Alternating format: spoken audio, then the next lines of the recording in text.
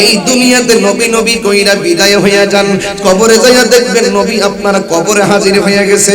এই কবরে দুনিয়াতে থাকা অবস্থায় ভাঙ্গা করে পয়সা পয়সা নবী নবী করেন, নবী মদিনায় নয়, নবী আপনার সোনার গাছ শুকতে পরে ভাঙ্গা করে হাজির হয়ে যাবে। কথা কোন ঠিক কিনা? এই জন্য যুবক ও মুরব্বি বাবারা, সাহাবায়ে কেরাম নবীকে কত ভালোবাসতেন। দেখেন দেখেন আমার নবীর সাহাবী যার নাম হলো হযরত আবু বকর সিদ্দিক রাদিয়াল্লাহু তাআলা আনহু, আমার নবীর আরেকজন সাহাবী বেলায়েতের সম্রাট মারিফতের সম্রাট হযরত আলী রাদিয়াল্লাহু তাআলা আনহু, এই দুইজন আমার নবীর কেমন ভালোবাসতেন। আমার নবী আপনার নবীকে আমার আল্লাহ ডাক দিয়ে বন্ধু রে, ও বন্ধু আমার যুবক, ও যুবকের দল, আল্লাহ প্রদত্ত অর্ডার পাইল আমার নবীজি। কয় কি অর্ডার পাইল? আল্লাহ প্রদত্ত অর্ডারটা একটু শুনে যান। আল্লাহ বলে বন্ধু আপনি মক্কা থেকে মদিনায় চলে যাবেন। কেন কেন? কয় কাফেররা যারা আপনাকে আল আমিন বলেছে তারাই আবার আপনাকে আঘাত করার জন্য গোপনে ষড়যন্ত্র করেছে। আপনারা জবান খুলে বলেন আমার নবী আপনার নবীর বিরুদ্ধে যারা ষড়যন্ত্র করে পৃথিবীর কেউ জানে না, জানে একজন, জবান খুলে বলুন তিনি কে? এই জন্য যুবক ভাইরা, আলী ইবনে আব্বাস রাদিয়াল্লাহু তাআলা আনহুমা قال বুইসা রাসূলুল্লাহ সাল্লাল্লাহু আলাইহি ওয়াসাল্লাম লি 40 সানাতান ফামাকুসা বিমাক্কাহ 13 সানাতান ওয়া ইউআ ইলাইহি সুম্মা উমিরা বিল হিজরাতি ফাহাজারা 10 সিনিনা ওয়া মাতা ওয়া হুয়া ইবনু 63। ও বন্ধু হযরত আব্দুল্লাহ ইবনে আব্বাস রাদিয়াল্লাহু তাআলা আনহু থেকে বর্ণিত, قال তিনি বলেন বুইসা রাসূলুল্লাহ সাল্লাল্লাহু আলাইহি ওয়াসাল্লাম নবী পাকের উপর নবুয়ত প্রকাশ হয়েছে লি 40 সানাতান, তখন নবীর বয়স ছিল 40। ফামাকুসাস বিমাক্কাহ 13 সানাতান, ওই ওহীটা নাজিল হওয়ার পরে নবুয়ত প্রকাশ করার পর আমার নবী মক্কায় ছিল 13 বছর। ইউহা ইলাইহি, যতদিন আমার নবী মক্কায় ছিল ততদিন আল্লাহর পক্ষ থেকে ওহী নাজিল হইতেছিল। সুম্মা উমিরা বিল হিজরা, অতঃপর আমার আল্লাহ রাব্বুল আলামিন এর পক্ষ থেকে নবীর উপরে হিজরতের নির্দেশ হইল। ফাহাজারা 10 সিনিনা, তখন হিজরত করে সেখানে ছিল 10 বছর। মাতা, এরপর আমার নবী ওফাত গ্রহণ করেছেন ওয়া হুয়া ইবনু 63। এরপর আমার নবী হায়াত পাইছেন 63 বছর। ও বন্ধুরে, আমার নবী মক্কা থাকা অবস্থায় সুম্মা উমিরা বিল হিজরা, আল্লাহর পক্ষ থেকে নবীকে হিজরতের নির্দেশ দান করেন। ভাই আপনি হিজরতে চলে যান। আমার নবী আপনার নবী বলেন নবী হিজরতে যাওয়ার সময় আমার নবীর সাথে যারা ছিল তারা হলো মুহাজির, আমার নবীকে যারা সহযোগিতা করেছে তারা হলো আনসার। আমার নবী ডাক দিয়ে কি আবু বকর,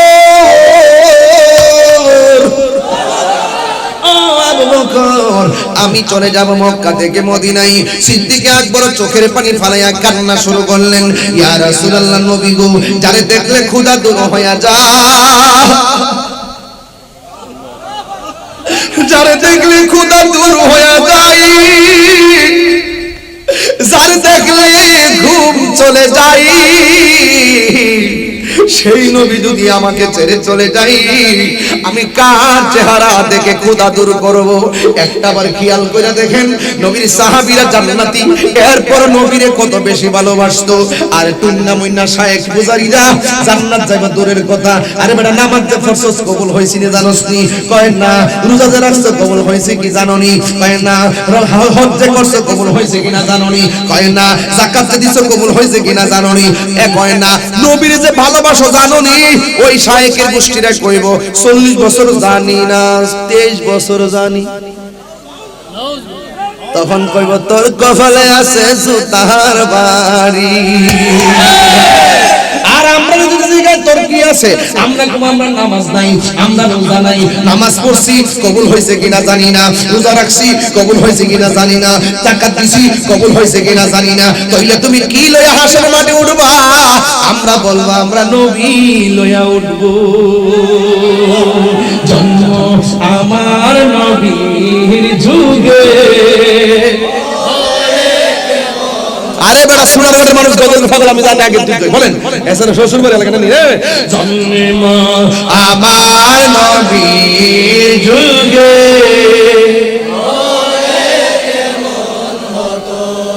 দুনয়নে রাসূল পাক দেখিলে কেমন হতো।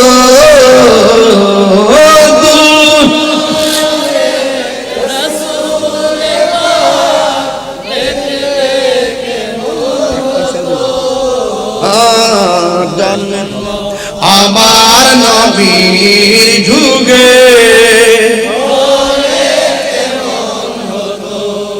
কষ্ট হইছে আপনাদের মুসাইলামাতুল কাজ্জাব আছে না সে নিজের নবী দাবি করছিল জাত খেলা খায় আর বাড়ি খায়া হে সোজা হইছে এর নাম হলো সিদ্দিক আকবর জোরে কোন সুবহানাল্লাহ সিদ্দিক আকবর নেতৃত্বে মুসাইলামাতুল কাজ্জাব বন্ড নবী দাবিদার ওই কুখ্যাত কাদিয়ানীর উত্তর বাপ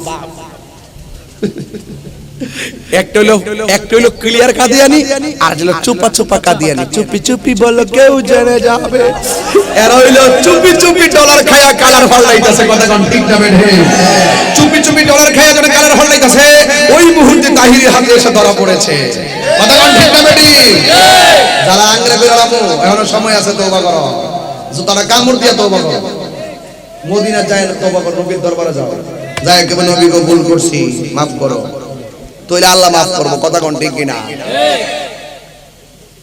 সে কইতাম নি আস্ত ভেসে হযরতে বেলালের মধুর আযান সেই আজানে ছিল এমন প্রেম মুগ্ধ রহমান আস্ত ভেসে হযরতে বিলালের মধুর আযান সেই আজানে ছিল এমন প্রেম মুগ্ধ রহমান দয়াল নবীর পিছে নামাজ হেরাজে ক 40 বছর আগে নবী ছিল না নবী যখন জন্মগ্রহণ করছে মা আমেনার রহিম থেকে দুধ পান করছে হালিমা নবী এক স্তনে দুধ পান করছে আরেক স্তনে মুখ লাগাই তার দুধ পায়ের জন্য রাইখা দিয়েছে এটা একমাত্র নবীর কারণেই সম্ভব কথা কোন ঠিক কিনা কথা কোন ঠিক কিনা এই ইতিহাসগুলো কি মুছে ফেলতে পারবে সিরাতুল নবী লিখতে গেলে কি এটা মুছে ফেলতে পারবে মিলাদুল নবী লিখতে গেলে কি মুছে ফেলতে পারবে কেন যে দালালগুলো কি খাইছে আমি জানি না মনে হয় ওই যে মদের ওয়াজ করছে না মদ খায়া মনে বুড় হয়ে রইছে কথা কোন ঠিক না বেটি হ্যাঁ আমার মনে হয় এই প্রশ্নের উত্তর দিতে যায় মনে মদটা খায়া উঠছে এর লাগে সমস্যা আছে এবারে তো মদের পক্ষে আবার সরকার যেখানে মাদকের বিরুদ্ধে জিরো টলারেন্স ঘোষণা করছে আর এই মৌলবী মদের প্রমোট করতেছে কথা কোন ঠিক না বেটি ধর্ম দালালগুলোর ধর্ম যারা সত্য জানা গোপন করে কথা কোন ঠিক কিনা সিদ্দিক আকবর ডাক দিয়া বলে নবী গো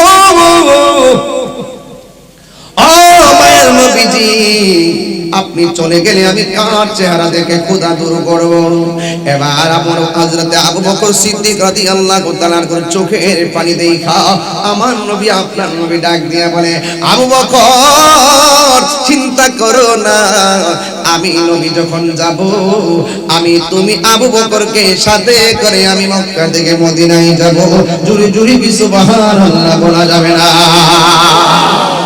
সিদ্দিক আকবর রওজাটা নবীর পাশে হইছে টাকার জোরে না প্রেমের জোরে এইজন্য সুন্নিরা প্রেমের জোরে নবীর মহব্বতের দখলের মাঠ তৈরি করে কথা কোন ঠিক না এবার একদিন রাতের বেলায় সিদ্দিক আকবরের বাড়িতে আমার নবী রাতের বেলা গেছে যাইয়া ঘরের দরজার মধ্যে ঠোকা দিছে সিদ্দিক আকবর ঠাস করে দরজাটা খুলনা ফলাইছে এই দিক দিয়ে হযরত মাওলানা আলী রাদিয়াল্লাহু তাআলা আনহুকে বলে গেছে আলী রে তুমি আমার বিছানার মধ্যে ঘুমায়া থাকবা আমি নবী চলে যাব মদিনায় তুমি আমার বিছানার মধ্যে ঘুমায়া থাকবা তবে তোমার কাছে বইলা দিয়া যায় তোমার সঙ্গে আমার দেখা হবে সোনার মদিনা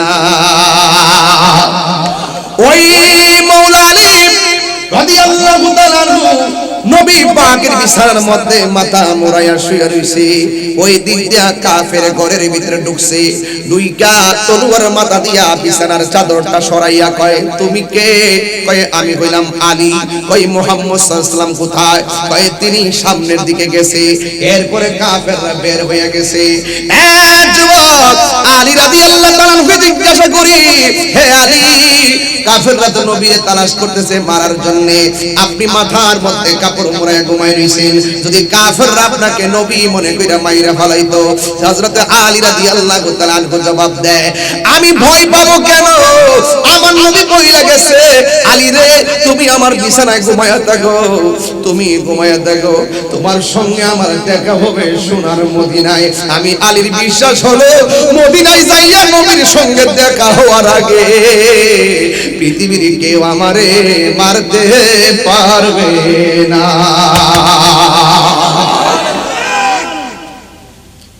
এই জন্য যুবক, আল্লাহু তাআলা কেন এরা হইল নবীর প্রেমিক। ওই আবু বকর সিদ্দিক রাদিয়াল্লাহু তাআলা আনহু ঘরের মধ্যে আছেন, আমার নবী যাইয়া ওই ঘরের দরজার মধ্যে টোকা দিয়েছে। এবার সিদ্দিক আকবর দরজাটা খুলনা বলে লাব্বাইক ইয়া রাসূলুল্লাহ, লাব্বাইক ইয়া রাসূলুল্লাহ। আমার নবী বলে আল্লাহু আকবার শুরু হবে, আমার নবী বলে আবু বকর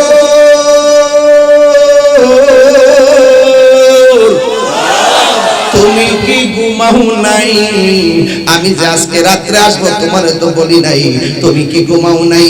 সিদ্দিক আকবর কয় নবী গো, যেই দিন থেকে বলছেন আমাকে সাথে করে নিয়ে যাবেন, আমি দিনও ঘুমাই না রাতেও ঘুমাই না, কখন জানি আপনি আইসা আমাকে একটা ডাকের বেশি দুইটা ডাক দেওয়া লাগে, ডাক দিলে তো আপনি কষ্ট পাবেন, সেই দিনের জন্য আমি আরামের ঘুম হারাম করে দিয়েছি।